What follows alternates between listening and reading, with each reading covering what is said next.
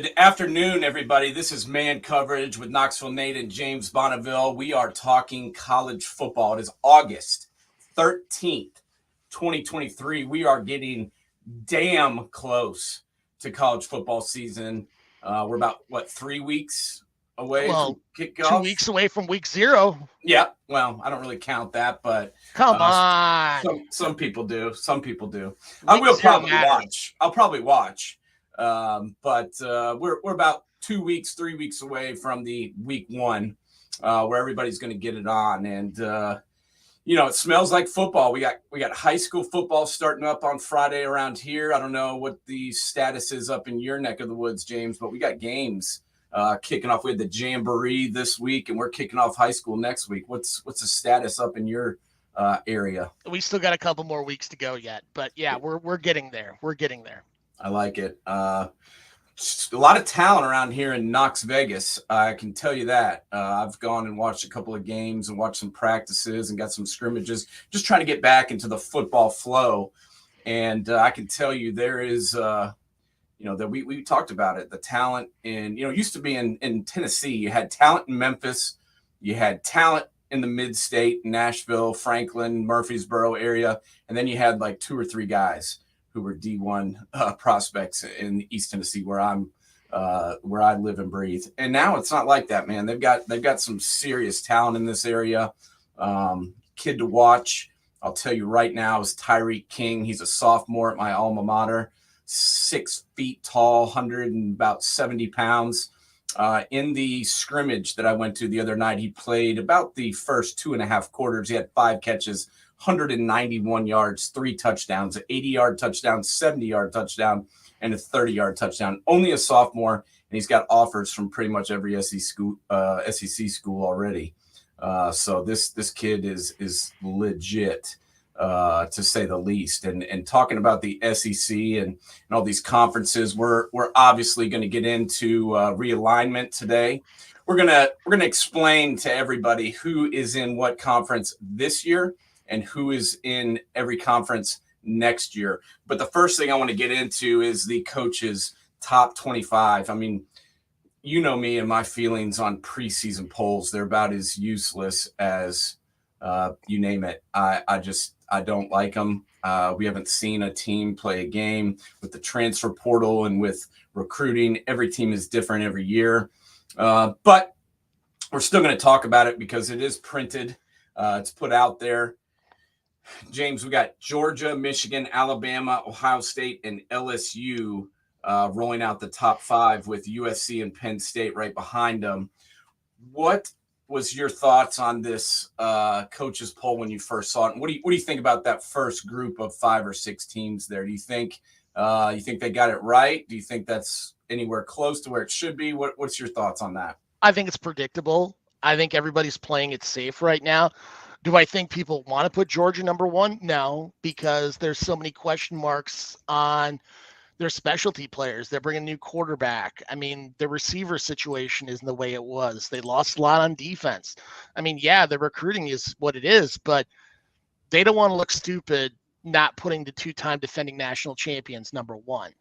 And I mean, granted, though, there's a lot of dogs on here with fleas. I mean, I could see Michigan, but then again, I can't.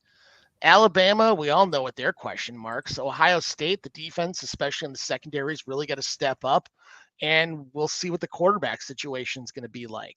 LSU, I thought they really overperformed last year with all the depth issues they had and all the transfers they had and out. I mean, it goes again to show you where Brian Kelly's at. But we all know, you look at that top 10, you're going to have some underperformers in that group. And right now, I couldn't tell you who those underperformers are going to be. I really can't. I mean, I could see each and every one of them. I mean, heck, I could see Florida State going a lot higher. I could also see Florida State bottoming out. Yeah, I mean, that's the tricky part, right? Which team is going to live up to the billings, which teams are not. There's always, I mean, my biggest one from last year is probably, Baylor and of course Texas A&M. You know, Yeah. A&M I believe came in around 6th in the preseason poll. They were nowhere to be found at the end of the season. Their season was a complete disaster. Honestly, if they didn't know Jimbo Fisher $85 million, he probably would have been on a hotter seat than he was. He's still going to be owed $77 million. So even if they fall apart after this year, I don't think they can really get rid of them. But there's always one team that could fall out of this. James, I'm gonna ask you your opinion on which team that's in the top 15 could potentially fall out. We'll say top 16, and I've got 2 for you, and I'm gonna piss some people off with these 2. I'm gonna piss a lot of people off, but I'm gonna go ahead and say it. One of them is right here, where I live. I'm not even gonna say the name because I don't want to be mad. But and they had a tremendous season last year. They were Tennessee was one of the best teams in college football. Hendon Hooker, I've got nothing but respect for that guy. But they lost a lot of guys. Yeah. And they're not going to sneak up on anybody. And let's be honest, with the SEC schedule that they've got, it's not the toughest one that they've ever had, but they still play Alabama. They still play Georgia. They still play Florida. I just think it may be tough to replicate last year. That's all I'm saying. And also looking at TCU at 16. And I think it's going to be tough for them to replicate what they did last year. What's your thoughts on anybody that may be a potential pretender in there, and who you got? I mean, honestly, I would agree with you 100% on Tennessee. And I think, not only do you lose Hendon Hooker, who honestly, I think people don't recognize how good a quarterback he was in that Heupel system. I mean, he was phenomenal. And yeah, Joe Milton had one good game in the bowl game. No questions asked. But I've seen Joe Milton have a lot of one good games and then the next game become a complete stinker. And not only that, you lost Jalen Hyatt and Cedric Tillman. Right. I mean, that's my worry. And the defense, they just don't have the depth. That's what concerns me about this team. We're going to see really how good a coach Josh Heupel is this year, but I think 10 is awfully high. Honestly, I would throw Notre Dame at 13. I mean, Sam Hartman, I love, but he can't throw the ball to himself. And their receiving issues have been monstrous the last few years. Like, offensively, they're just not been a good team. I could see Notre Dame taking a step back. Everybody looks back at last year at the first game of the year. Notre Dame played against Marcus Freeman played against Ohio State. Yeah. And man, you would have thought they were going to give him an extension after the game, even though they lost. And then the next week they go out and crap the bed against Marshall. And their worst loss last year was against Stanford. Freaking Stanford. And they could have lost to Cal very easily as well, which people don't even talk about, but they were losing that game. And there was a questionable call when they got an interception, and Cal was going in to score there in the third quarter. So that game could have been completely different. So we talk about the wins and losses at the end of the games. I understand that, but they could have had their season could have even been worse. So I'm not sure why they're ranked 13 when last year was a disappointment. And I'm not sure how much better they got. Are they better at the quarterback position? Probably, I guess. But the skill position, I don't see them being that much better. Yeah. And so I don't understand why they're ranked where they are. I guess because they wear the gold helmets. Because their name's Notre Dame, that's why they get the rank the way they are. Honestly, I would go down a little bit farther. I look at Oklahoma, North Carolina, Wisconsin, and Texas A&M. And especially with Oklahoma, the Dylan Gabriel experiment at quarterback last year just wasn't good. They were not a good team at all. Like, honestly, shocked me how bad they were. And no doubt about it, they lost a lot of players, but this is Oklahoma. They got to get better, but I think it's going to take some time there before it happens. North Carolina, their defense was god-awful last year. Yeah, they got Drake May. But once again, Drake May can't throw the ball to himself. Josh Downs is no longer there. And I look at their schedule, I'm like, I don't know how they do it. I mean, I think Minnesota's going to come into Chapel Hill and beat the living piss out of them because they're just going to own them on the line of scrimmage. And Wisconsin could be better, but that's a radical change in that offense. And Tanner Mordecai has a high, probability of throwing a lot of picks against Power 5 teams. And then A&M is, well, A&M, great Yeah, on paper, crappy on real life. Yeah, they've got the talent to, and I'm glad you brought A&M up, because before we get into conference realignment, which we're about to talk about, I do want to talk about A&M for a second. You got Jimbo Fisher, obviously still there. You've got your motorcycle man brought into town as well, who's going to be calling plays. How does that work with Bobby Petrino in the picture? Do these two guys, I mean, I know it's all love and roses right now, but do these guys get along? Does this work? Now, is the offense any better? I don't think so. I don't think so. What happens when the first damn problem arises? Exactly. I see these guys getting red-faced and screaming at each other on the sidelines, don't you? You and I both know that Jimbo Fisher is going to grab the play. If a first half doesn't go well, and it could be against anybody, Jimbo Fisher is going to grab play calling over again, and we're back to square one. I mean, honestly, I look back at the national championship year that he had at Florida State, and I think, quite frankly, that team was even better than we thought now. Yeah. I mean, look at how much they had to overcome with a negative of Jimbo Fisher, and you can't tell me there's a lot of boosters in College Station right now that are really pissed that they signed him. They went and won the press conference, 100%. But guess what? Press conferences don't win games. Yeah, it's been disappointing, I think, having him there. I believe that it's been a disappointing thing ever since he's been in town. I mean, he's making a lot of money over there. And to me, that's just, it's a bad situation, because the guy's got a absolutely grotesque buyout. And so he's kind of entrenched in that program no matter what. And it's just been underperforming. They've been buying these recruits nonstop. I mean, they got the number one player in the country last year, the defensive tackle that played a year here in Knoxville. And they've had talented players, but the offense, the defense has been pretty stand up. It's just been their offense has been unable to score points. And that's kind of, I'm pretty sure he was an OC, wasn't he? So shouldn't the offense be good? That's kind of bothersome. But I think that's something that is a story to watch moving into college football 2023. I want to see what Bobby Petrino, who let's be honest, man, the guy's used to being a head coach. Yeah. And he's back on the big stage, but he's in a secondary role. And I don't know how well that'll go. I don't know how the relationship will work out with him and Jimbo. But somebody's got to be blamed, and it's not going to be Jimbo, because there's 77 million reasons why they're not going to fire him this year. But who knows? Stranger things have happened. Considering the college football is changing quite a bit before our eyes. Every time it seems I wake up, there's a new conference alignment. There's another team going somewhere. I called it 2 weeks ago when I said that the Big Ten was going to keep expanding. Some people disagreed with me, but then it happened. And, we've heard the stories about the Pac-12 having a meeting set up. Everybody was supposed to come. They were going to sign a deal with Apple TV. And then the day of the meeting starts, and Oregon and Washington representatives are nowhere to be found.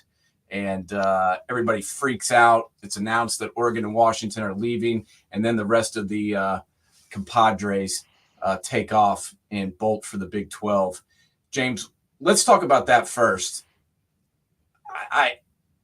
I'm kind of sad to see the Pac-12 gone. I mean, it's now the Pac-4. Yeah. What were your thoughts when you found out that Washington and Oregon, two of the premier programs, especially this year in the Pac-12, are gone and going to the Big Ten? What were your thoughts on that? And, obviously the other teams leaving, Arizona State, Arizona, Utah, all going to the Big 12 along with Colorado. What were your thoughts about the dissolution of the Pac-12 as we know it? I think it goes to show how bad a commissioner Larry Scott truly was. Yeah. I mean, the ball game, and I think honestly he was not thinking it from the fan perspective and the money perspective. I think he was trying just to keep the university presidents happy. I mean, why in the world would you move your conference headquarters to San Francisco, the most expensive real estate market on the West Coast? I mean, there's just so many mistakes that they made. Pac-12 showing every sporting event under the sun. I mean, you're just putting up dead air. I mean, how many people are going to be watching that? And it hurt this program so much. And it's amazing that, I mean, everybody looks at USC and UCLA as being the impetus of this. I think the real death knell happened when Colorado just up and left. I mean, this is a football program that won one game last year. And them announcing they're leaving created cataclysm for Utah, Arizona, Arizona State, Oregon, Washington. I mean, I agree. I mean, that was kind of crazy to think that this team that, we all know because me and you are old, we know the history of Colorado football, but a lot of the kids that are around today, they don't even remember when Colorado was good. Oh, and all of a sudden they get Dion. They've got a whole flux of players coming in. They're supposed to be turning the whole thing around. And in the midst of the turnaround, bam, they're gone and going back to the Big 12. Why did they ever go to the Pac-12 in the first place is my question. And why did they jump ship so quickly? I mean, they were gone, before the rest of these teams left. I mean, you look back at the old Big 12.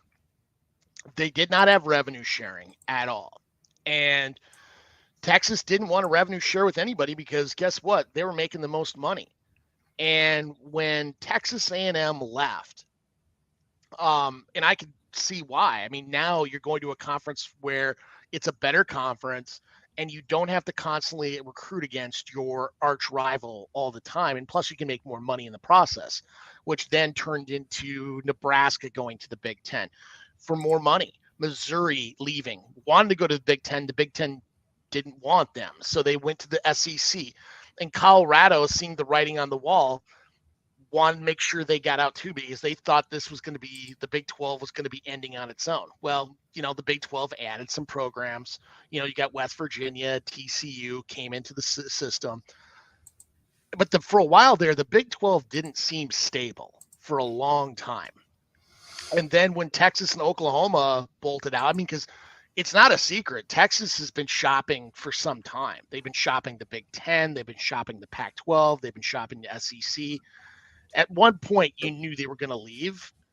I'm impressed with their conference management, how they went from being a point of weakness, because they went to the Big 12 or Pac-12 last year and asked them, let's just merge the conferences. And the Pac-12 under Larry Scott was like, thought they had the upper hand.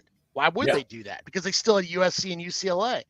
Well, look, at one moment they went from playing a strong hand to having no hand at all. And now the Big 12 looks significantly stronger and just basically picked their pocket dry. I mean, I feel bad for George Klikoff because he's going to get a lot of the blame, but the blame really lays at Larry Scott's feet. I think the university presidents waited way too long to fire him, and they're paying for it today. Oh yeah, it's cost them a conference that's been around for almost 100 years. Yeah, is now gone. I mean, the Pac-4 is a disaster, and let's talk about what's left there. We got Oregon State, we got Washington State, and then we got Stanford and Cal. Obviously, we've heard the news that Stanford and Cal were out over in the East Coast talking to the ACC. They left town without getting a deal done. What happens now with the Pac-12? Do they try and bring people in? I mean, I just don't see how I think the Pac-12's gone, in my opinion, too late. because it's too late. There's no way they can build a solid conference with what they have left, in my opinion. I mean, you agree with that? Well, what I don't understand is if they had a chance at expansion and they waited too damn long. I mean, you look at San Diego State was already an affiliate member because they do a lot of other sports with them, just not football and basketball. They would have been a logical fit, even from a TV market. SMU, logical fit from a TV market. Heck, UNLV, logical fit. I mean, there was one more I was going to throw in that, Colorado State. But they waited so long and did nothing and left really San Diego State hanging out to dry. I mean, they went from having a $17 million buyout with the Mountain West to a $34 million buyout because the Pac-12 wouldn't move. And I don't know, they waited too long thinking they were going to get this Big Ten-esque TV deal. I'm sorry, the Pac-12 without USC and UCLA as their benchmarks, it's just there's nothing there. And that's everything went sideways. Yeah, it's become a disaster. That is for sure. And the other conference that I think is actually really done well for themselves. Look at the management of all of this, how it could go on. We talk about the commissioner Larry Scott out in the Pac-12. But what about what the Big 12 has done? I mean, this conference could have fallen apart too when Texas and Oklahoma announced that they were splitting and going to Splitsville. This conference could have gone the same way as the Pac-12, but does it? No. They go out and they get a lot of really pretty attractive football teams in BYU. They go out and they get Cincinnati. They get Central Florida. I mean, not your number one college football playoff tier kind of teams, but good, solid programs, especially the last couple of years. Cincinnati did go to a college football playoff. UCF has got the Gus Bus in town. They're a pretty decent program. BYU has had some really good teams over the years and lately has been back to being respectable. I like what the Big 12 has done, they're set themselves up nicely for this year and then also next year. And let's just run through the list here. This year, 2023, Big 12 has got West Virginia, Iowa State, Kansas, Oklahoma, Kansas State, Oklahoma State. They got Baylor, Houston, Texas, TCU, Texas Tech, BYU, Cincinnati, and UCF. Pretty good freaking lineup, if you ask me. And then obviously next year, Oklahoma and Texas are gone, but they've got Colorado, Arizona State coming in. And Utah coming in. I wrote Colorado twice. But yes, Utah coming in. So I think they're set up pretty good for next year as well. What do you think about the Big 12 as a conference? I knew a little bit about Brett Yormark before he got hired. He used to work for Rock Nation prior to this and understood the TV markets as a whole. And I mean, that's the one thing you look at these conferences now, these conference commissioners, they're all hitting that Jim Delaney model. You're going to see a complete change because they understand it's about the TV dollars and how to negotiate for TV. It's not about management of that. You can hire people underneath you to manage the teams because at the end of the day, everybody's looking at the money. And I mean, you look at what Yormark brought in. Yeah, he loses Texas and Oklahoma. Rather than going on defense, he goes on offense and hits the Orlando TV market, which is just growing at exponential rates. Plus, it allows them better access into there for a Big 12 into there for a recruiting capability. I mean, yeah, there's some programs that are already recruiting in there. BYU, I mean, they've got a stretch a mile long. I mean, that's a brand name, especially within the Mormon community, and they always show out. I mean, they've got a lot of money in that program. Cincinnati, 10 years ago, would this have happened? No. But you look at how much you got a good TV market in the Cincinnati area, plus Houston. I mean, you're talking about the fourth largest TV market in the country. And now you're going into the West Coast. I mean, now you're going to see games from 11 a.m. Central Time to 10 o'clock kickoff on they'll have Big 12 After Dark games. They're going to be the conference is going to be on TV for 12 hours straight, 13 hours straight. Yeah, there's no doubt. And so is the Big Ten. I mean, I think the Big Ten, by adding Oregon and Washington, I think the Big Ten is stronger. I think it was a good move to go and get those two teams. I think that they still, in my opinion, should go add a couple of these ACC teams because I kind of see the ACC falling apart next just due to football reasons. What do you think about the Big Ten now? Do you like the addition of Oregon and Washington? Obviously, both teams are looking good for this year, but they've also got pretty good tradition and pretty good history What do you think about the Big Ten's addition of those two teams, and what do you think about the Big Ten moving forward? Well, since the CFP took place, what were the two programs from the Pac-12 that made it to the CFP? Oregon, and Washington. They took both of them.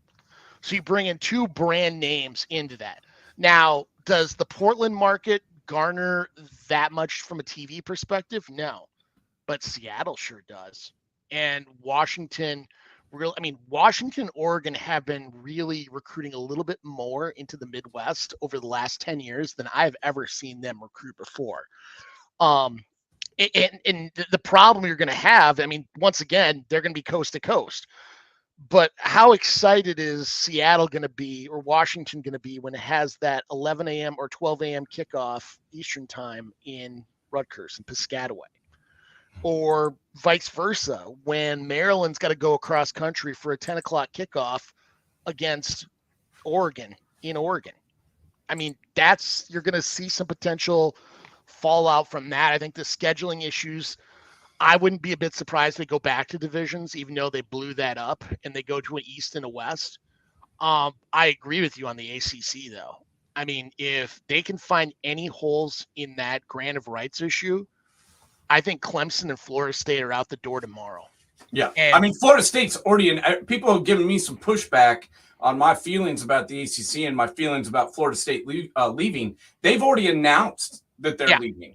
It's not a matter of if, it's a matter of when Florida State bolts. And I don't think they really care, honestly, whether they go to the SEC, whether they go to the Big 10. I don't think they really want to go to the Big 12, but I just know they want out of the ACC, and I don't really blame them because I don't really like the projection for this conference. What do you think happens in the ACC? I can see some of the ACC teams going to the Big 12, and I'm talking about UNC, I'm talking about Duke, I'm talking about some of the traditional basketball powers, because it looks to me like we're a football show here, but I'm just branching out a little bit. It seems to me like the Big 12 is kind of positioning itself as a basketball powerhouse. Agreed. And your mark is not even being shy about that. Granted, 15% of the TV revenue, basketball makes 15% of the TV revenue that football does, but maybe he's ahead of the ball game on this.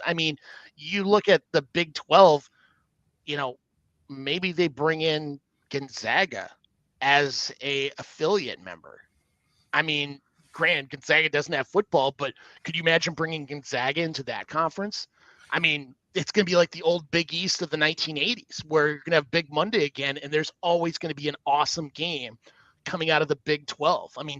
Gonzaga at Kansas on a Monday night. You and I both know that would get monster ratings for college basketball. Well, Gonzaga's been looking for somewhere to go for a long time. Their conference has done nothing but hold them back for years, and Coach Few knows it, and that's why he goes out and schedules what he does. Their preseason schedule is just brutal because he's got to do that in order to create a strength of schedule that'll get them, decent, get their team, in decent shape to enter the tournament. And I think he knows that he's got to play some of these guys to get there. So I could see something like that happening, but I could also see, if things start to fall apart in the ACC country, I can see those teams bolting and going to the Big 12. And why do I think the ACC could potentially fall apart? Well, who's the ACC added?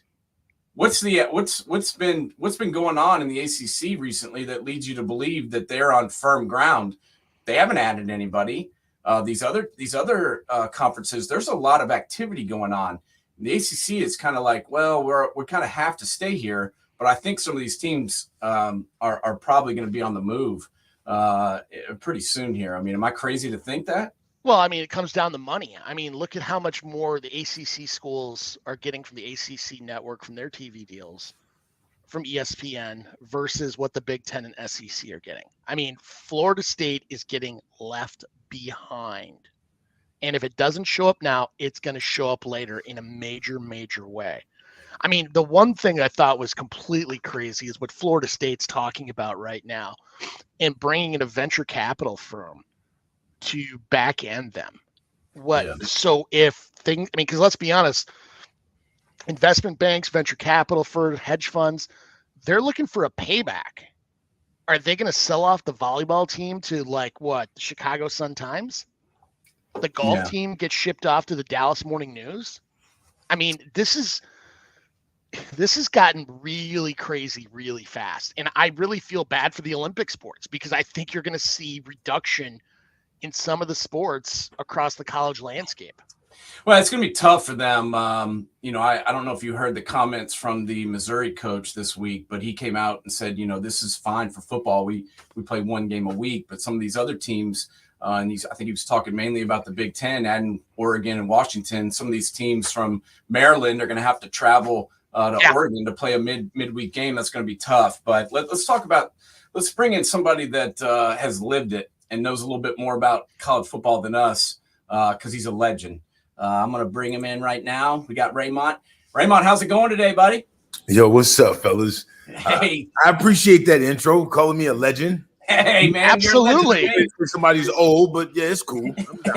You're a legend to me, man. I'm an old Buckeye fan, and I remember you getting it done back in the day, no doubt. And we wanted to bring you on today and get a lot of thoughts from you about a lot of things. But I want to ask you first something we've just been talking about, and that is the conference realignment. The Big Ten's obviously bolstered itself, but Pac-12 is now the Pac-4. The Big 12 is way different than what we've seen before. What's your thoughts on this conference realignment and all these changes that have gone on with teams, moving around? Yeah, man. I'm not a traditionalist or the kind of person that's not down with adapting to new times. I'm cool with it. It's weird. It's going to take some getting used to. Knowing that potentially like Oregon and USC will be, conference mates where we'll have a home and home with them on a regular basis. Like that's hard to kind of wrap our minds around. But when you kind of think about everything else, man, like there's been a realignment all throughout the years. I was in the Big Ten in '93 when Penn State came into our conference, and it took some getting used to. But just like that, man, it becomes a brand new tradition that everyone will be able to get behind. It's hard not to believe that it's going to turn into like two major super conferences at some point. And honestly, man, as a person who's a fan of football, I just sit back and watch and get ready to enjoy it. But wouldn't you? I mean, because you've seen so many rivalries getting torn apart over the years, like Texas A&M and Texas. Now you got the Civil War, civil conflict, wherever the heck they call it in Washington, or the Apple Cup in Washington State. Let's say that Michigan left the conference. I mean, wouldn't that just bother you to the core, just because there's such a rivalry with them that they, you wouldn't get that chance to beat up on little brother to the north? Yeah, no doubt, man. I hear what you're saying for sure, but with that being said, I'm not trying to be a jackass right now. But are you comparing the Apple Cup to? No, obviously, yes, obviously. I know. Yeah. No offense. Yeah, that's not happening. That's never going to happen. But yeah, sure, I get it, man. Like there are some established traditions and rivalries that are falling by the wayside. But with that, there are brand new ones that are popping up as well. So it just depends on how you look at it, man. I get it. We like to look at the ones from like back in the days, but the big boys, those will never be tampered with. No, I'm with you, Raymond. I mean, I live down here in the South now, but I'm from Ohio. I'm a Big Ten guy. And, all I ever hear is when my team's hanging around at the end of the season is your conference is weak. Like the Big Ten isn't as strong as the SEC down here. I have to hear it all the time. Well, you know what? I don't think they can say that anymore. I mean, we've added UCLA, we've added USC. Oregon and Washington are two good programs as well. I think this puts the Big Ten on a level playing field with any other conference. I mean, you agree with that? Yeah, I mean, there's not that many more conferences. No. Like, damn, how many other conferences? This is pretty level. Yeah. I mean, the Big Ten is they've always been strong, and like historically they were much stronger until the SEC really started to come to prominence the 90s and early 2000s.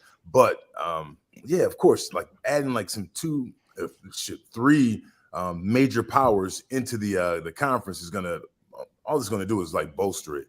I think when you're looking at it, if you're a true college football fan and you're trying to formulate like which ones are best, it's probably hard not to say the SEC's number one, Big Ten's number two, and I would guess ACC's a distant third at this point.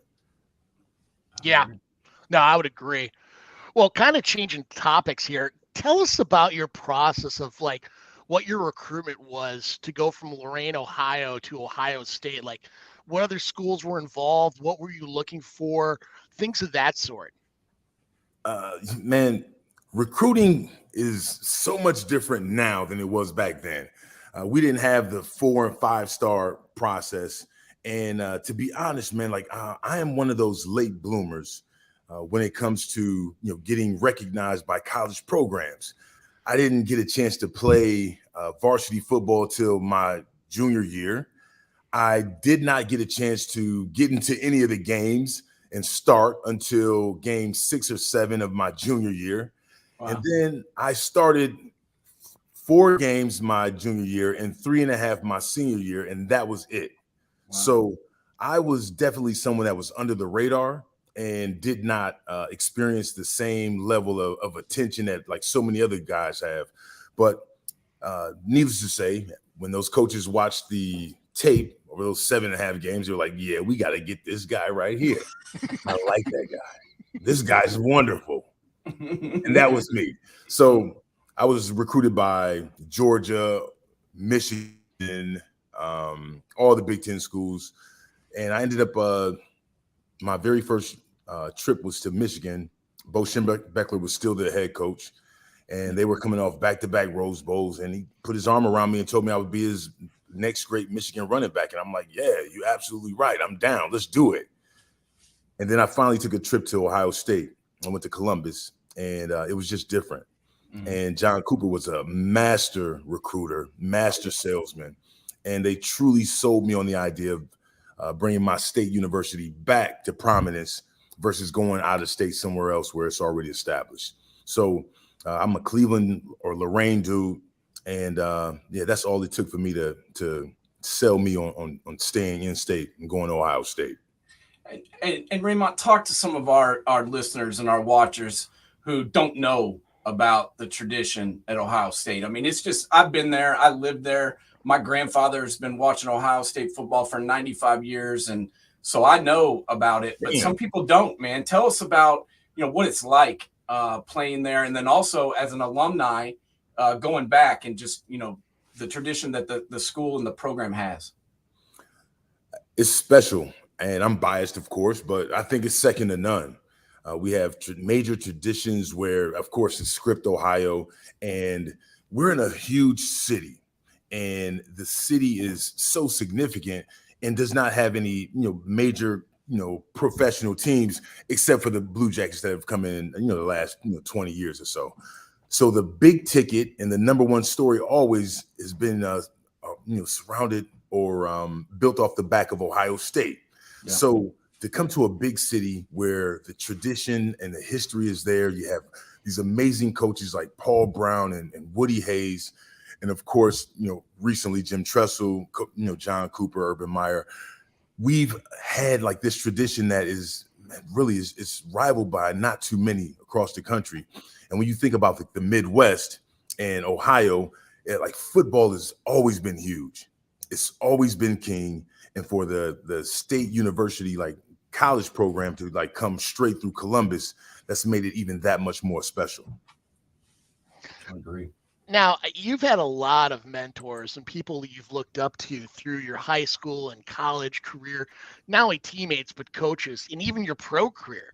Because I was just sitting there kind of scanning, thinking back of, some of your pro teammates and coaches. Yeah. Who were some of those people that not only motivated you to be a better person then, but you really took a lot of in stock of what they gave you then to use today in your professional life?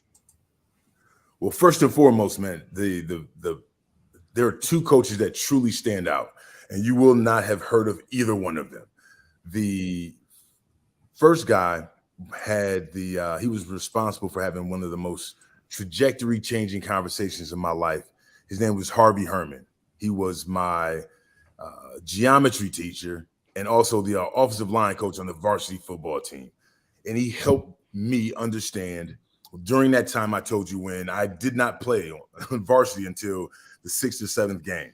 Yeah. And he helped me understand that my time would come and that I had to continue to believe in myself. And his wisdom and knowledge from his belief of me helped me believe in myself. So he is always going to be number one. The number two guy that has been so instrumental to me, his name was Dave Kennedy. He was my strength coach at Ohio State. He was, widely recognized as the best strength coach in the country for a number of years during the 90s. But there was another time when I felt like I was going through a bunch of adversity and I wanted to quit / transfer to another school. He helped me understand that all of the things that I thought that I was doing, I actually wasn't doing. And he helped me understand that if I want to get the results I need to get, man, I got to put the effort and the energy and the work into who I want to be. That life lesson right there allowed me to stay there at Ohio State and go from being a person who was relegated to the sidelines to ultimately being the MVP on the team. So those two guys right there, when we're thinking about the people that have been most influential for me, I'm always pointing at those two guys right there. Yeah, and you mentioned considering transferring and going somewhere else, and I got to be honest, I'm a proponent of letting these kids roll out of town if maybe they're sold a bill of goods. It's not actually what the case may be, or their coach that recruits them leaves and they want to go somewhere. I kind of thought it was stupid to make them sit out a year and lose a year of eligibility. So I'm all for allowing these kids to transfer, but and it's gotten a little bit crazy, don't you think? Honestly, man, I don't think it's all that crazy to be if I'm being honest. Like I said, now you guys can tell, by our earlier conversation, I'm not a traditionalist. Yeah. I'm down with things changing, and you got to be adaptable. And if we're truly being honest about this, big time college football makes a lot of money. Oh yeah. For a lot of people, including athletic departments and athletic directors, head coaches. Shit.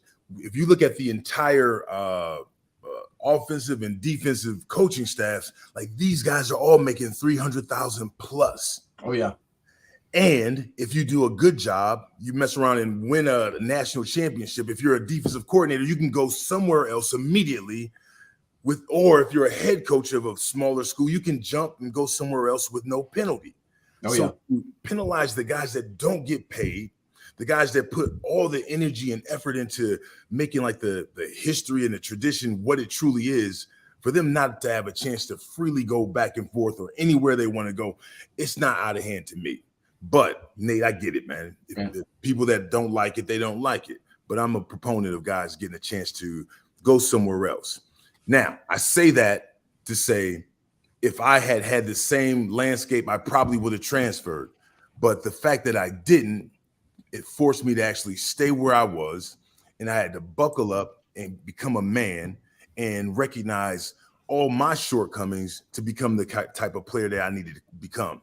If I did not have that, I would not be who I am right now.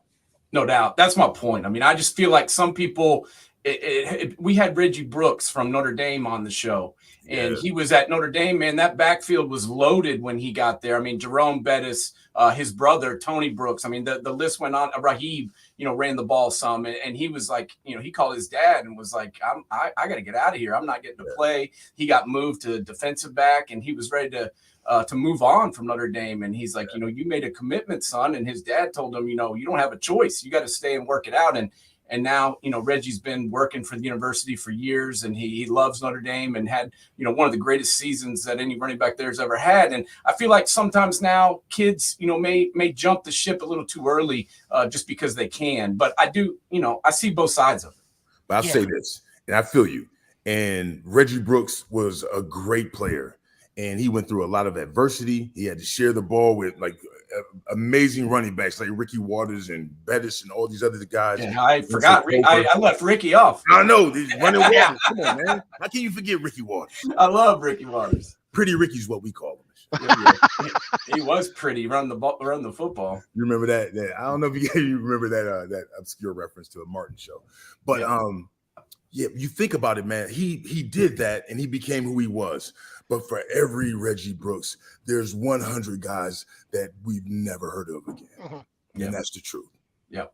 Well, I mean, heck, they're one injury away. I mean, there's guys that they never had that one injury could have just as easily been a Jerome Bettis or Ricky Waters, you name it. I mean, you see that happen time and time again. What when you came to Columbus, when was it that ring of the bell moment, like in practice or something, that you're not in Kansas anymore, and that holy crap, this is really a big deal? Like we talked, like Jeff Hastings, the old Penn State guard, was talking about how when he was in the pros, going from the Lions to playing center to take over for Damani Dawson, and he was like, just watching the film, he was like, holy crap, I can't do that. And it was just kind of like seeing how much the game is so much bigger and faster. What was that moment for you, heck, in college or even the pros? Oh, those are two totally different environments. Now, high school to college was a humongous leap in talent and all of the responsibilities that we had to have, change of environment. But the same amount of a jump from high school to college was college to the NFL. My moment was, I had it early when I was with the Buckeyes in camp. These huge, massive linebackers were teeing off on my ass, and and immediately I was like, "Hey, is this?" Well, maybe my coach didn't know what the hell he was talking about when he said I was going to do this.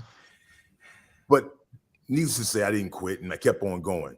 I can't point the finger to anyone specifically that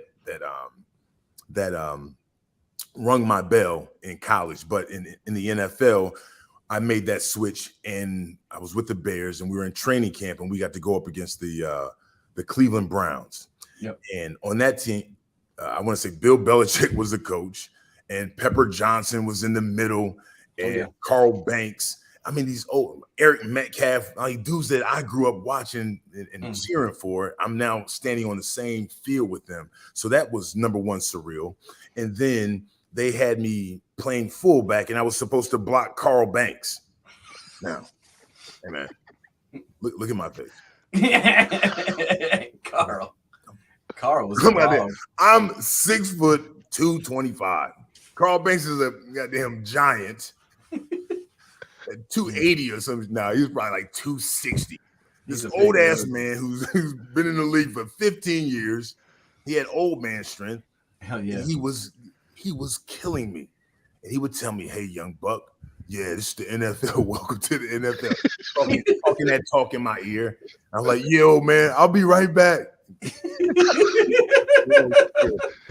We have asked that question so many times, and I've been always waiting for somebody to give that answer, because I mean, it's so surreal, like watching them on TV, and then the next year you're playing against them. I mean, heck, you look back at that Giants linebacking core when they had LT, Harry Carson, Pepper Johnson, and Carl Banks. It was just like, oh my God. Yeah. It's like, oh my God, I'm actually playing on the field with these same guys. Yes. So man, it was absolutely surreal. They knew all the tricks of the trade over the years, so they knew what they were doing. And then what was really crazy is that you deal with Carl Banks and Pepper Johnson this week, and then next week I'm going against Greg Lloyd, who's certified crazy. Like this guy's a goddamn animal. And then the next week, right after that, I'm going to go over here and mess with this other guy who's going to knock my head off. So that was the true difference. When at college, you have a good team, and then you're going to play Northwestern. Yeah. Nice little break. Maybe a Rutgers before you go against like a Michigan State. Yeah. When it comes to the NFL, it was 32 all-star teams, and you had to be ready every single week. Every single week, no doubt. And fighting through the Big Ten like you did, and playing against the people you played against, and then in the NFL, that had to prepare you for what you were going to see after football. Talk to us a little bit about, how that helped you and what you're doing now and how that got you prepared for what you got going on now. Everything. Yeah, sure. It prepared me tremendously, man. You had to go through a lot of adversity.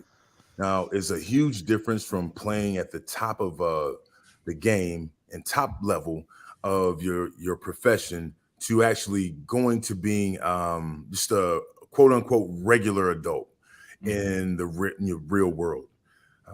What I truly had to understand was there are some true transferables that I've learned over the years that would allow me to be successful, not just in high school, making the transition to college, but from college to the NFL, but also from the NFL onto like regular life. So the fact that I was a great teammate, the fact that I knew leadership and was a captain and could work within a team to help motivate people, but then also take direction, to know that if one way didn't work out, I needed to be able to be adaptable. I need to try some other different things. Also learning how to be resilient. I'm going to lose, I'm going to fail, I'm going to make mistakes. But if I don't come back from them, then those mistakes will define who I am. So all of these things that I learned throughout the game, I took with me after the game. And that's why I worked at Ohio State for the last 15 years, being a major gift fundraiser and director of development. And that was an amazing job. Man, the majority of my job would be going to football games and sitting in suites, or sitting courtside at a basketball game, going to play golf at a country club. That sounds terrible. I know. Jeez. I know. Tell me about it. Shit was awful. It was so wonderful that I did it for 15 years. Yeah. And then I recognized, there was more to my life and my purpose and what I want to do. So the person, even though all of those occupations changed over the years, the one thing that stayed consistent was me, how I would show up, this being a shoulder to lean on, a big brother, a leader, a captain, and a mentor. So with that, I started my own business. I call it Elite Mindset and Performance, EMP. And I help people recognize the tools that they have, that they can do anything in the world that they want to do, and recognize that they can be the best version of themselves. So I travel around coaching, consulting, doing public speaking. You can tell by the golden tones of my voice how effective I am out here, guys. I'm ready to get back on the field. I know. I see you. Like, yeah, this guy's getting me ready. But yeah, man. So I'm doing all of that and traveling around the country, working with athletic organizations, departments, teams, individual athletes, Fortune 500 companies, mom and pop shops, entire educational departments. And this is what I do. And I get to do it every single day. So I appreciate this platform for allowing me to have a chance to talk about it, because right now I'm living it. Yeah. It's funny listening to talking about your experiences from the past, just going back to your experiences at Ohio State with doing large endowments and that stuff. Yeah. You could see so many of your skills. I mean, because a lot of people just see the 3 hours on the field. What they don't understand is all the locker room time, all the practice time, all the togetherness time to create a team, and creating that relationship with them, that they're not just number 76, they're such and such a player, and knowing who they are, who their family is. And I'm guessing that really kind of transferred onto your, work within the university too as well, because I mean, those aren't like one pick up the phone call and, oh, here's $100,000 check. I mean, those take a long period of time. And even within the business community, trying to get those bigger dollar sales, you're creating that relationship aspect. I could see a lot of those transferable skills that you got from football really transferring onto what you did in your professional life today. Hey, man, thank you so much. I appreciate that. And you're absolutely right. And that's what I think current athletes sometimes don't necessarily understand, is the things that they're doing within that team, and the hard work, of course, and the type of attitude and approach, and then working with the team, but then also understanding that after playing the game, they then have to work with the media. They also go out and do work in the community and work with people. And then there's also an element of sales that happens as well. All in the mix, you have to be competitive and you have to be on top of your game. And if you lose, you have to then go back, watch film, analyze, and be resilient enough to come back and be better the following week. And you have to do all of that with the criticism when people calling you awful. So that's what these guys they're absolutely going through. And then after their playing days are able to kind of, if they're aware enough, they can see that all those skills are truly transferable. It'll allow them to be successful in any occupation that they choose to do. I chose sales, and my number one product was my alma mater. Yeah. Well, heck, it's what you know best. I mean, you sell what you know. My brother. Guess what, my man? And now I sell what I know, and that's me. Yeah. Selling me. Yeah. Well, I don't want to make. Don't get me wrong. I'm not selling myself out there like I'm whoring myself. Some people do that now. hey, ain't no judgment. Hey, you got to make money anyway. There's room for all kinds of occupations. I'm not doing that, but I am selling myself. My brother played at Minnesota under Lou Holtz. And I remember, I was like 10, 12. I was like early teens before I'm teenage. And I remember we'd sit there. What year are we talking? He was there from 84 to 87. Okay. So he was there during the Ricky Foggy era, Daryl Thompson. We were teammates, man. One more thing. I know you got a question. This is what happens. I grew up watching Daryl Thompson. I'm like, this guy is amazing. Yeah.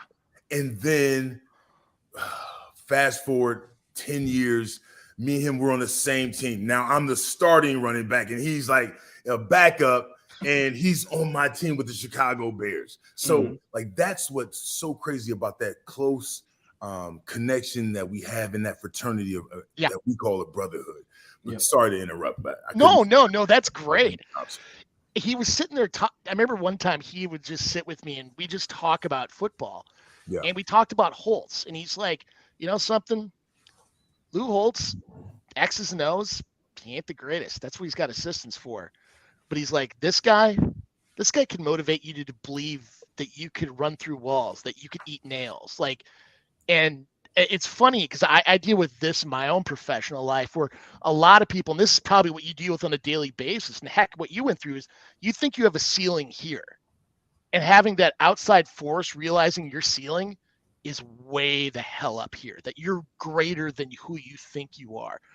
I mean, where in the pros, it's more X's and O's. You got to find your own motivation.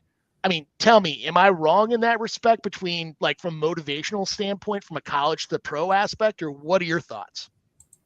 Well, I think the guys that make it to the NFL are elite. These are the best of the best. Just think about it, man. These are the best players in the world, the entire world. Oh yeah. I don't know any other way besides sports that you're able to define that this group of people are the best in the world. And that's who these guys are. And the majority of them are alpha males. They're ultra competitive. And a lot of these guys also feel like they're self-motivated and self-starters. Yeah. Now that can happen in any different, any number of ways. But for the most part, like, it's all self-contained, and guys know like how competitive they are, and that we all really wanted to be at the top. And we all just happen to be like, ultra talented and super athletic. So at that level, I noticed that like it was more of on the individual athlete, because these guys are also grown men and this is their livelihood. Yeah. But in college, you're still young, your mind is still forming. There are still a lot of people are not necessarily making money and taking care of families and things like that, of that sort. So it's not necessarily like a livelihood. But I saw more outside motivation in college versus the league. The league was like, yeah, it's a bunch of hungry wolves, and you got a very short amount of time to get that food. Yeah. No, there's no doubt. And, we've seen the last couple of years with the running back position, some of the people say the position's devalued. And I said, well, you're not watching football then, because if you look at the teams I just look at the Super Bowl last year, Pacheco comes out and, he helped that team get there and win that game. And then you look at the Eagles, they had 4 running backs. If you include Jalen Hurts, that helped them, propel them to the Super Bowl. Talk to us, a little bit about the position from where it was to where it is now and where you think it's going. I think the position is still the same. I think the running backs nowadays have to be more of a complete back. I think guys need to be able to ball out the backfield. They need to be able to run routes. Honestly, I thank guys like Marshall Faulk for like revolutionizing the position, and furthered by someone like Le'Veon Bell. These guys nowadays, they need to be more complete. And I think I understand the idea and the premise that the position is devalued. But I think what kind of lends itself to, I guess, supporting that is you can get a Pacheco in the 7th round.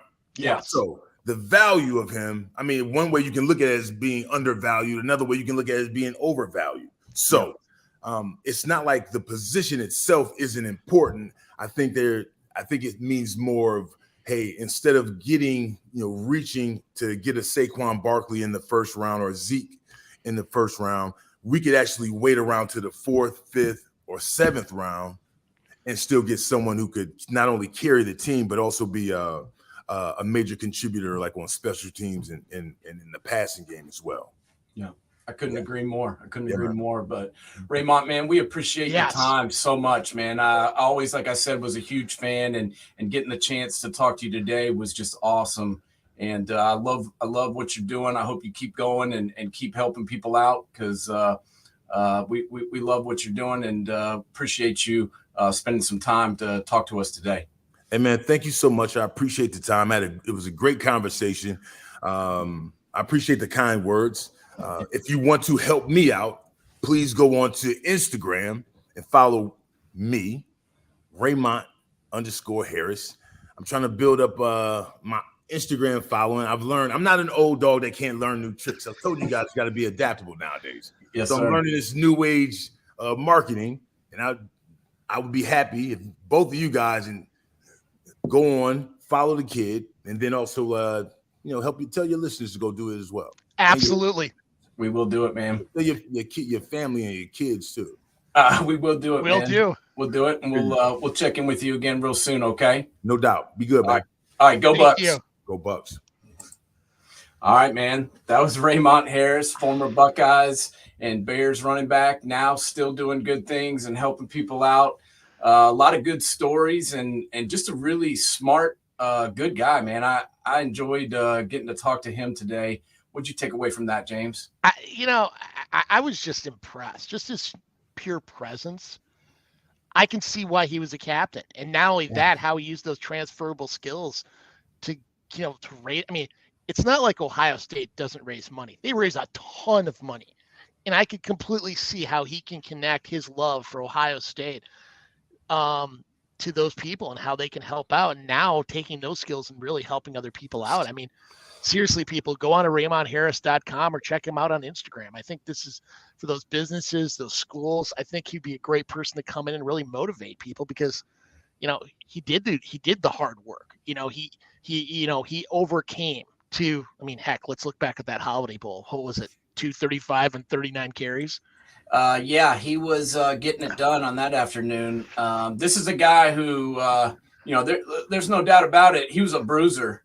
He said he wasn't the biggest guy, but he was strong, and he had that low center of gravity. And as we can see right here on the film, he could hit the hole and get it done. And this dude, I didn't even know that he only played, what do you say? He only started 7 games in high school. I mean, that to me is just crazy to think about. A guy who went on to, start for the Chicago Bears for a number of years in the NFL could only start 7 games in his high school. Some of these kids are like that. They're late bloomers. And that's why, I worry about the transfer portal and how there's so many, kind of a de-emphasis on some of the high school recruiting because people want to get people that are there now, and they don't want to do the hard work it takes to develop some of these guys, which is, what they've done in the past. Well, not only that, just listen to them talk about the stories of overcoming adversity. I mean, it's like we go back to our Reggie Brooks comment. Yeah. Think about, you're going to hit adversity sometime in your life, with your family, friends, profession, whatever it may be. And what are you going to do? I mean, it's really easy to say, I'm going to suck it up and do it right then.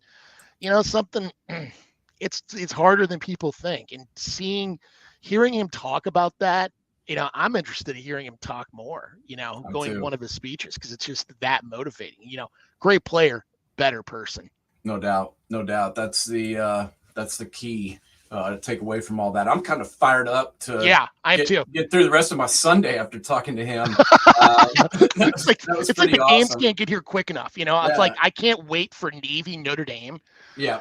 I mean, Grant, you know how much I love watching Notre Dame. It's like watching paint dry, but it can't get here freaking quick enough now. No, we got college football coming up, and that's what I love about college football is, the game is great. I love watching the game. I love watching the strategy with the offense and the defense and the special teams, and it's a game to me where coaching is so important because it's such a it's like chess. It's not checkers, man. Yes. And that's why I love it, but also the people that you meet, and these guys that are athletes, but they're also so much more. And that's what I think about, especially after talking to Raymont today.